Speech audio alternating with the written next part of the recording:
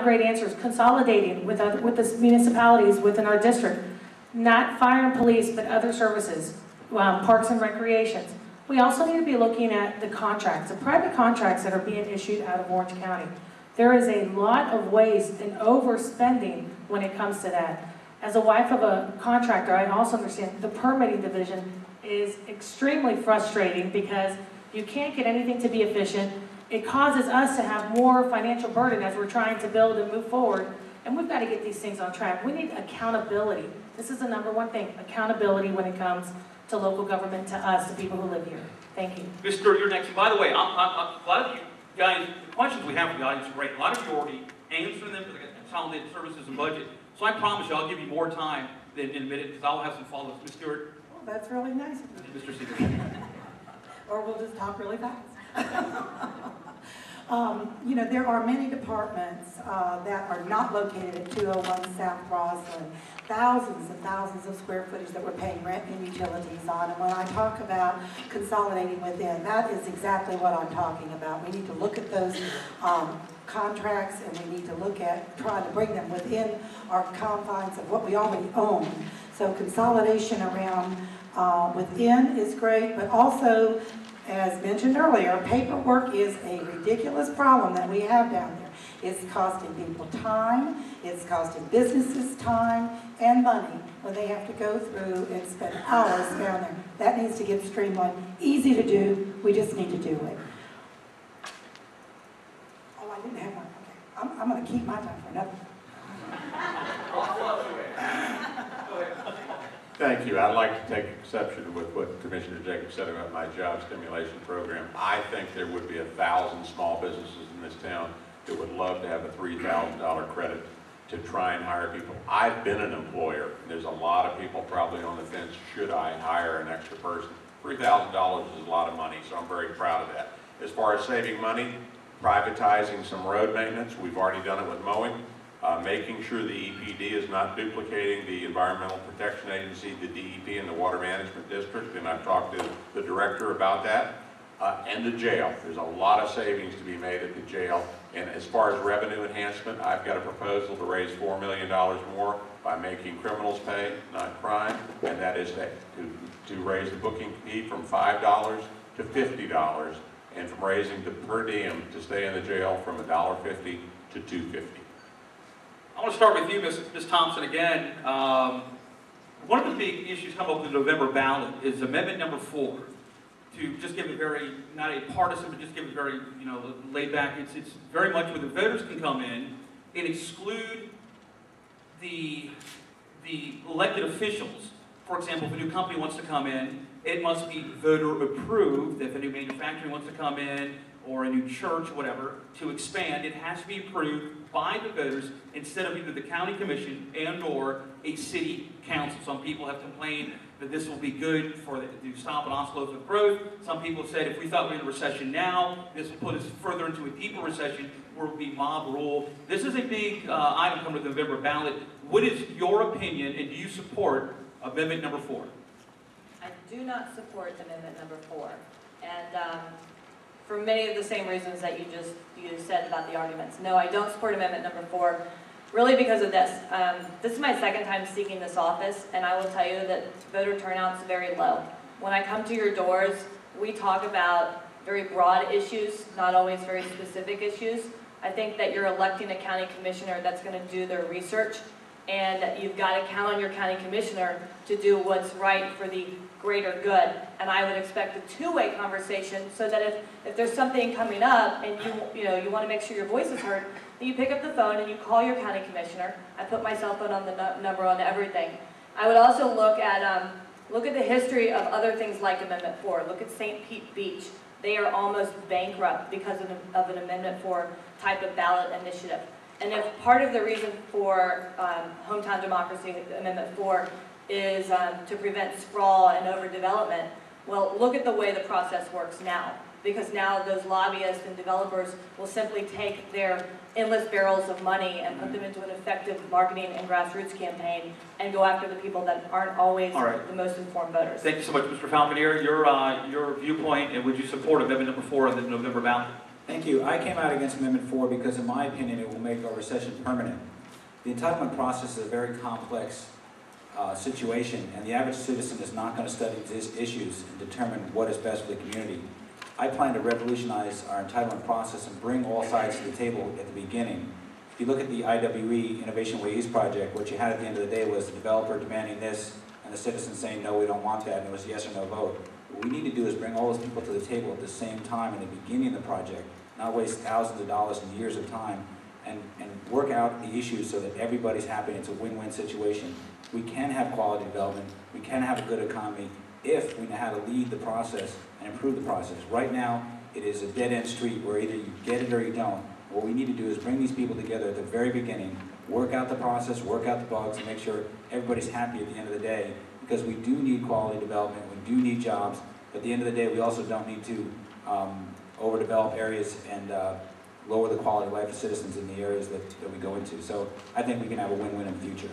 Pete Clark, you're next. Okay, I will not support Amendment 4 either. It is the job of the county commissioners, elected officials, to make sure that we follow the comp plan and we do what we told the residents of the areas affected that we would do.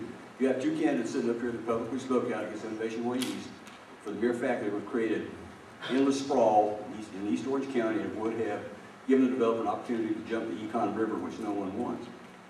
If we do our job, if we stick to the comp plan, if we keep our, it's almost a sacred promise for the folks, especially in Lake Mary Jane area, that the corridors of Innovation Way would not be changed. They could be adjusted a little bit for some transportation corridors, that type of thing. But it's up to our leadership to make sure that we keep our promises to those individuals, regardless of where they are in the county, because every Tuesday afternoon we're voting on issues of growth that affect the entire county, not just our district. So we need to be up to speed on everything. But we need to keep our promises. We need to make sure the comp plan is solid, show the leadership we need to show, and not cave in to developers. Ms. Masama, you're next. Thank you. I'm going to speak really fast because I have so much to say and the time just flies by. I'm against Amendment 4, and let me tell you why. It is not going to work. If, let's just say Pine Hills, for instance, or Metro West or whatever was going to get a big box store, are you really going to care if they get it or not? You may go and vote yes, you may go and vote no. Or a big development. What's going to happen is the developers, just like they did for Innovation Way East, they're going to go out there and hire laborers and pay them $5 a signature and put all that money into high voter districts and get these voters to vote yes on things. It's not going to work. What we need to do is we need to stop special interest money. Candidates and elected officials need to not take special interest money from developers. And if you saw Sunday's paper, Section J, I am the only candidate in my race not taking money from an Orange County, anybody from Orange County that has a contract or any special development money. That's what we need to do. We need to stop getting developers, their high-powered attorneys and engineers, to give special interest money to candidates and elected officials, and that's something that's on my agenda is campaign ethics reform. Then, hopefully, it'll restore the faith into people with their elected officials. Thank you. Go ahead, Mr. Siegel. Thank you. Well, first of all, if you could remember it, I liked Mr. Falconer's idea. I think it was very conciliatory. I think that's a good approach. I think Amendment 4 would be a real jobs killer. I think if you want industry and business and people that are thinking about coming to Florida, don't pass Amendment 4 because they're going to head for the Carolinas, Georgia, Alabama, etc. It's a bad idea. I think you need to leave it in the hands of elected officials. A lot of people think this would stop sprawl on the hinterlands, on the outside perimeter. It would also inhibit urban redevelopment. It's not just about new development, it's about redevelopment in the cities. It would be too cumbersome. It would be a real jobs killer. Stuart, you're next. And then Mr. Reed. My motion was to deny Innovation Way East, and that was my first motion, and then we went to looking at, since that didn't pass, we looked at some compromises that also didn't pass, and then we just denied it altogether because of having a lack of a seated commissioner there, and a tie vote meant it didn't pass. But nevertheless, when I was elected, I had promised the people, and I always try to be with the people at all times. I mean, I do not break promises. I promised them that I would not go for urban sprawl. That is why I voted the way I did. I can understand why someone would want to support Amendment 4 because they feel like the elected officials don't do what they ask them to do.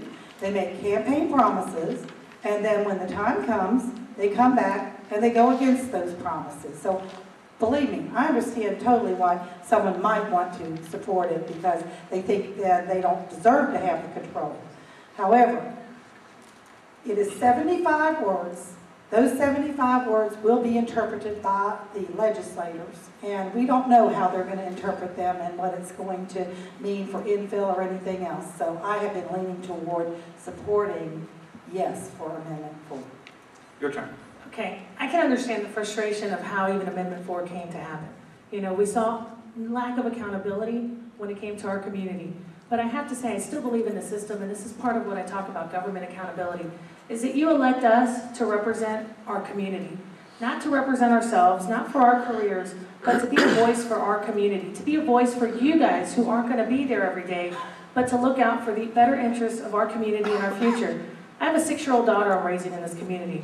And this is a different life than I grew up in. I grew up right off of Orange Blossom Trail and Oak Ridge Road in Pine Castle. In the 70s and 80s, this was a great community. Our family slept with the doors open so the wind could come through. And I tell you, today, I wouldn't let my 6-year-old daughter play in the front yard without me being there. This is, again, about accountability. We're there to represent you. And again, being there for us. I tell you, and I've said this is my second time today, I will be here in our communities on our doorsteps. After I get elected, I plan on keep knocking on doors and having my office hours so that no one here will have to go downtown to see me, so that we can talk about these issues, we can attend public hearings and make decisions together. Thank you. Ms. Jacobs, and then I'll have another question for you, so you'll go twice here. Thank you. I so get Amendment 4. I completely understand it. I'm totally frustrated myself. I was frustrated as a citizen, and I was frequently frustrated as a member of the commission, and I'm voting personally against it. Let me explain. The decisions that I opposed, that the board made, sometimes to allow development on very, very congested roads, where our state law said that was not allowed to happen, and the board voted over and over and over again to allow it to happen, and I voted no, and went down as the lone vote. The charter amendment I mentioned to you about school overcrowding, it passed by 77%, and yet months later, the board approved 25,000 residential units with no schools in place. I was a lone vote against that. And Amendment 4 wouldn't have stopped any of that. And yet we also hear that it's going to keep businesses from moving here because they're not going to be able to open. That's not true either. You deserve to know the truth throughout this campaign. It will stop the land use changes without your approval. The real problem with growth management is not our form of government, it is our representatives. If you're not happy with your elected officials at a state and local level, if they're failing you, vote them out and put somebody else in. Treat the problem, not the Would you explain, so what do you mean you're personally against it? I'm not going to vote for it. I'm not going to tell you all how to vote for it because I so understand why people are upset with it, but I don't think it treats the problem. Okay, I've always been curious when people say I'm personally against it. I've always been curious about that. No, I mean, I am not going to vote for it. I'm not campaigning, and I'm not telling people how to vote. I think it's got all sorts of problems. If it does pass, I am going to work hard to make sure we make it as effective as possible. Yeah, you're up next, and then after you, back together here. Question again from the audience, community services, and I'm going from verbatim what they've asked. How can the county afford, or the city, to give a billionaire a $600 million arena, but not afford a healthcare program which helps the poor and only costs $15 million a year? I'll start with you. Question. That is a great question, and it's a legal question. The money for the arena comes from the tourist development tax. Those are tax dollars paid by tourists that go into one pot of money. By state law, those funds can only be used for certain purposes. They can be used to promote tourism, advertising for tourism. They can be used for an arena. That's about it. They can be used there's actually an extra penny that can be used for the Performing Arts Center, but the bulk of that money can be used for those two purposes. Now, a lot of people aren't happy about that, and I understand that too. There's been effort after effort after effort in Tallahassee to change those laws, and every time they've failed. So, and you're going to hear from, if you haven't already, Mr. Falconer over and over again has promised those tax dollars to all kinds of things that people want desperately. We have an obligation to uphold the law and not make promises we can't keep. So all I can do is tell you the truth, whether you like it or not, that's the truth. It was more advertising for tourism or build an arena. And at this point, I felt like the arena, I voted for it, as did my colleagues here, I felt like the arena was a better contribution to this community than spending more tax dollars advertising. Sure, you're next. We'll go to Ms. Pisano afterwards. Okay. I say we need to have more fiscal responsibility, because all of us know here that there was a time when the tourist tax money was very high, the property tax revenue was very high, and now we have